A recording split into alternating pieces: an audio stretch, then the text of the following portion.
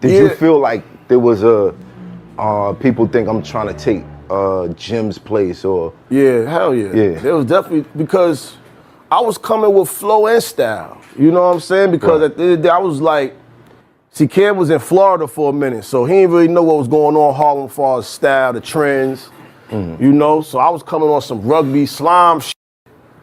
And he like, well, word, this how they talking, this how they dressing, True Religions and you know, G-Shocks. And it was just, you know, it was for the culture. So the culture was gravitating to all of it. You know what I'm saying? It's with everything. So that's what just made it go crazy, you know? So that's why they start comparing, because that's what Dipset known for doing anyway. When Vado and Cameron fell out, it wasn't just about business. It was about pride, power, and who really ran Harlem at that moment. That's what this story between Vado, Cameron, and Dipset really shows. When Vado linked with Cam during that comeback era, it felt like Harlem was back in motion. The energy, the beats, the flow, it was classic Cam all over again. But what most people don't know is how fast that momentum turned into tension once the business and the comparisons kicked in. Vado came in hungry, fresh off the Harlem scene, rocking the new wave. True Religions, G-Shocks, that fly talk that the culture loved. But that same energy that made him stand out also made some people feel like he was stepping into lanes that weren't his. And that's when things got tricky. Because once people started to say that Vado was the new Dipset, it planted seeds that were hard to pull up. Now I'm about to play this clip for y'all. But before I do, I just need y'all to like, leave y'all thoughts down below in the comment section, and subscribe. Let's get into it. So from there, he's in Miami doing his thing. Yeah. You send the demo off to Cam. Yeah. Cam is going through the breakup. No, this the comeback. This the comeback. This the I Get It in Ohio. Yeah. Red marble, red floors. So I'm already hyped. Right. You know what I'm saying? Harlem already got goosebumps. I'm like, oh, this back and he back talking. Facts.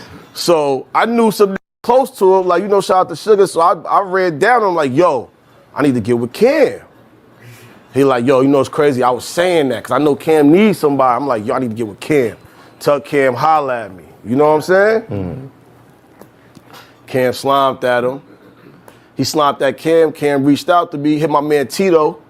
Tito came and got me the next day. I went up there and he just put a bunch of beats on. I just went busy. And y'all created a whole tape. Created like 5 tapes, man. I was recording that shit day and night, every day. He'll chill all day. I won't see him all day, and he'll come out like at 1 in the morning in a robe and bucket, you know what I'm saying, with a long blunt, and then start working. Word, I need to space these sprockets for real, because you don't see him the whole day. And I'm like, man, I'm about to go home or something, and then the door open, and the Gucci bucket low, like a Gucci robe and shit. Word. And from that point, were people like, this is like the new Dipset? Did you feel like there was a, people think I'm trying to take Jim's place or? Yeah, hell yeah. There was definitely, because I was coming with flow and style. You know what I'm saying? Because at the end of the day, I was like, see, Cam was in Florida for a minute, so he didn't really know what was going on in Harlem as far as style, the trends, you know? So I was coming on some rugby slime shit. And he like, well, word, this how they talking, this how they dressing, True Religions and you know, G-Shocks. And it was just, you know, it was for the culture. So the culture was gravitating to all of it. You know what I'm saying? It's with everything. So that's what just made it go crazy, you know? So that's why they start comparing, because that's what Dipset known for doing anyway. That was a setup. that was a setup. That was a setup. That's right up there with Jay telling everybody that Bleak is going to be the new and improved him. If you just set comparisons up that you can't live up to. But I don't think Cam never spoke. But it's kind of like he didn't do it. Oh. But the perception that Math is talking about is what did it. It wasn't Cam sitting there saying, yo, this is the new. He never said that. Yeah. But it's how people took it. Which was their mistake, but you know what it is too? The fact that they got back together. Facts. Right. If they wouldn't have got back together, it would have been like, you know what I'm saying? Yeah, we would have still shit. had that lane. Right. But they got back together, then it was like, you know, So that's what probably made it like, you know what I'm saying, as far as the clash, as far as the comparisons. What would have saved it is if they had inducted you into Dipset. The set. Yeah, they wasn't doing that. That would have been, But- that would have cleared but why? everything. I don't know. They wasn't doing that though. You know, I guess because like, you know, I can't really say that they really inducted Stack Bundles into the set. Or Max B, you know, they was Bird Gang, Right. M.O.B. They Right. wasn't, you know what I'm saying, as far as the set, but they know it's all under the same umbrella. So it was like, that's how we do anyway. I'm already hitting the chitlin circuit, as far as the Dipset chitlin circuit, Connecticut, Boston. Right. I'm already getting my own lane out there anyway. So it's like, they look at me as under the set anyway. Right. You know, it's like, you know, Dipset was like Wu-Tang, man. It was like Facts. 100 different crews and shit. Killer Facts. armies, you know what I'm saying? It was wild, different crews. So it was like, you know, it's what it is. So you win from there. What was the end of that? The end of UN was, I guess, like me just trying to really just do my own thing.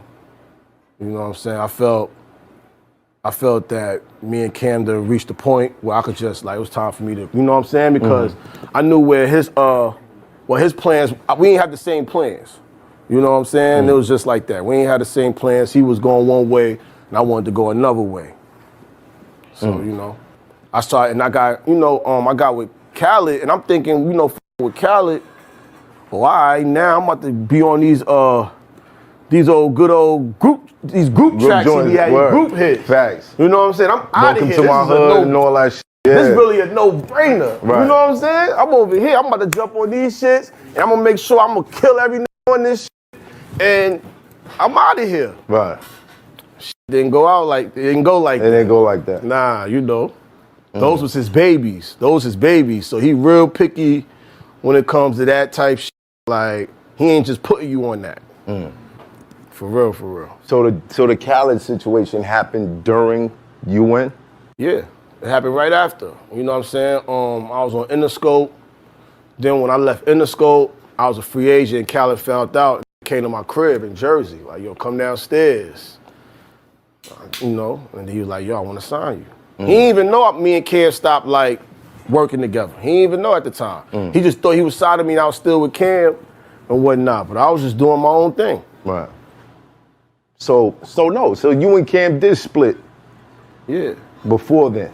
Yeah, we split before Khaled. We split, like, if me and Cam split today, I was with Khaled in 2 weeks. Right. You know what I'm saying? So, Did yeah. you trust Cam? Yeah, hell yeah. Like, respectfully, sometimes, you know, I was just feeling like my loyalty was being taken advantage of. You know? In what way? It's just like, you know, like, but I can't really say that because we from the same, like I said, we from the same blocks. So we know the same people. So it's really like, you know, if I go to the block and a nigga be like, yeah, Cam was just here, and he said, you know what I'm saying, you fuck with them niggas. Shit like that. And I'm like, you know? So then it's like that, you used to be like, you know, but we all like, you feel me? It's not Right. like talking out the circles, all niggas we all fuck with. Right. So you think there was too much whispering going on in the circle? It was just too much, a lot of shit, man. You know what I'm saying? You know, like Cam, when you fuck with him, he wants you just to fuck with him. You know what I'm saying? But And I can understand yo, that. I was about to say Because that. I after understand now seeing what he was happened, doing. Yeah. Because you Yeah. right, Dipset was like Harlem's Wu-Tang. Like, it's like, and when it hit, it was a wave. Yeah. And everybody was on the wave. Everybody. And he ain't son. want, yeah, nah. It was just different. When you see niggas on camera, it was like niggas was giving, this is how you supposed to be. Yeah. All you take this game, you know what I mean? And you know- to see that fall apart, I would imagine walking into another situation, Yeah. I'm gonna be apprehensive. I'm gonna be Yeah. like, yo, I don't know what's gonna happen. You know what I mean? You know, Can I like- trust this? Because Yeah. I was dealing with that situation for so long and that shit fell through. So how much faith can I put into this? Yo, I say it all the time now. I'm like, now I understand why he was doing what he was doing with me. But me first getting in the game and getting hot, I'm thinking this humble shit gonna take me further than some cocky shit. You know, so I'm trying, if everybody wanna f with me, I'm f with them. Right. You know what I'm saying? I don't wanna be, you know, Killer already established to be killer, but no killer's cockiness and could be disrespectful. You know what I'm saying? But I'm trying to be like really the opposite and f with everybody. Right. You know, and like I said, and I understand now why he was doing what he was doing. But then I was like, I was taking it like, damn, you don't want me to, like, you know what I'm saying? Spread my wings, like, you feel me? Grow. Grow? You don't want me to grow? Exactly. So Right. I think that came across kind of like how Jim felt. Because Looks similar. from the outside looking, it looked like 50 split them up. That situation, when Cam decided, I'm going against the monster in the industry right now. And that's who he was at that time. He was the monster. And Jim decided, nah, I'm not trying to get involved in that. Yeah. That's what it seemed like. So people look at that and be like, that, you know, 50 kind of broke up the set. Right, Joel's went with Jim. yeah.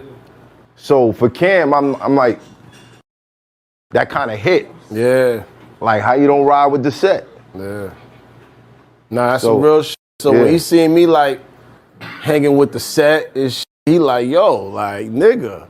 You know, it's no beef with them, but he like, yo, you with me. We on some you in shit. Stop being all cool with everybody. You like my like Protege. special, yeah. You like, you know what I'm saying? You like my secret weapon. Right. That's really starting to kill. Right. And now you ain't the secret. You know You know what I'm saying? You outside get too much. comfortable around these, you know, around other niggas. Right. He ain't like that. And I understand now, you know, but then I'm thinking like, yo, but I'm like, you fuck with, you know what I'm saying? They fuck with us. Like, Why not? why not? So you looked at it as him stifling your growth in a way, and he looked at it in a way of you kind of being disloyal. Yeah. No, say it. That's how he looked at it. He looked at me as being disloyal. Real talk. And you know, I took that personal because I'm like, nah, I'm more than loyal to you. You put me on. You know what I'm saying? Right. Like, so But perception becomes reality. I guess perception can become reality. It wasn't reality. nah, It not wasn't at what he all. thought I'd have it never was. thought. I'd have never thought me and him would like, you know what I'm saying, go our separate ways. But you know. Well, I think from the outside looking in, it'd just be a difficult situation either way. Yeah. Because hearing Cam say certain things about selling Joel's contract and all that, it would give you the perception of, yo, I gotta be careful with who I'm dealing with. Yeah, exactly. Because that didn't come off like a family situation. Right. It came off as business. So if it's business, then keep it business. So Can't be personal. I can see how that got mixed up. The truth is, the way Vado and Cameron handled loyalty in business changed everything for Dipset. I don't see this story as drama. I see it as a lesson in how fast business can test real relationships once fame and responsibility come into play. People forget that Vado came into that situation as a fan first. He grew up watching Cam, Jim, Joel's shape the culture. So when he finally got that call from Killer to link up, it wasn't just business, it was validation. But the same thing that made that partnership powerful is what made it fragile. Cam was a boss used to leading, and Vado was an artist ready to stand on his own. Two strong personalities, same goal, just a different approach. And that's where the tension came from. To me, this whole thing shows how tricky growth can be in hip-hop. When you go from the student to the peer, that transition can shake everything around you. Cam's always been calculated. He's built his legacy by doing business his way. Vado, on the other hand, was coming from the new Harlem, new energy, new sound, new confidence. That mix could have been a gold mine if they both found balance. Instead, it turned into distance. And that doesn't make either of them wrong. Sometimes relationships in this game don't end because of betrayal. They end because both sides outgrow what brought them together. Cam was focused on maintaining his empire. Vado was trying to prove he could build his own. Those are two different types of pressure. The same chemistry that made speaking in tongues a smash can also make communication harder when both sides feel like they earned their positions. What I respect most is that neither one dragged the other's name through the mud. You don't see Vado dissing Cam or Cam erasing Vado's contributions. That says a lot about both of them. They might not have ended how fans wanted, but they still left the door cracked with respect.